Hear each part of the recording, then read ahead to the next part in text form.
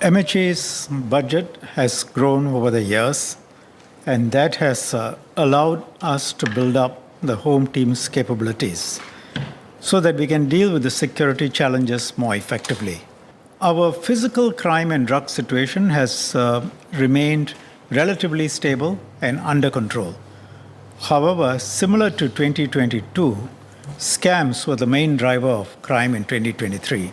So the most effective way to tackle scams is really to prevent them from taking place at all. The government works with stakeholders to strengthen our communications and banking channels, our digital systems, our online platforms. And MHA is also progressively operationalizing the Online Criminal Harms Act, or OCHA. OCHA will allow the government to require designated online platforms to put in place stronger safeguards against scams and other criminal activities. Last year, we also amended the CDSA, which is the Corruption, Drug Trafficking, and Other Serious Crimes Confiscation of Benefits Act, and the CMA, which is the Computer Misuse Act, to make it easier to punish money mules and those who abuse SyncPass. MHA will also be introducing new laws next month to punish the abuse of local SIM cards for scams.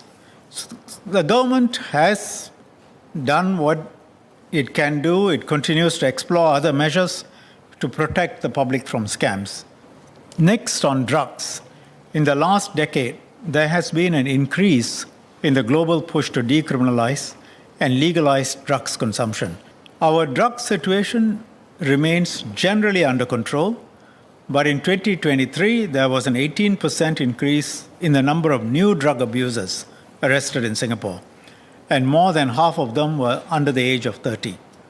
The youngest were 14-year-olds. Cannabis is of particular concern. Cannabis abuser arrests in Singapore was at a 10-year high last year in 2023. It was the third most commonly abused drug overall, and the second most commonly abused drug amongst new drug abusers. Of the new cannabis abusers arrested last year, more than 60% were young people under 30. There is a slightly more permissive attitude amongst our younger people towards drugs. To deal with this youth drug problem, last year we formed an interministerial committee, which I chair. From this year, every third Friday of May will be designated as Drug Victims Remembrance Day, so that we remember the victims of drug abuse. To encourage students to think critically about drugs, schools will cover this in their school curricula by extending it to other subjects, such as general paper. We will also enhance PDE for full-time national servicemen and better equip NS commanders to identify and support drug abusers and those at risk.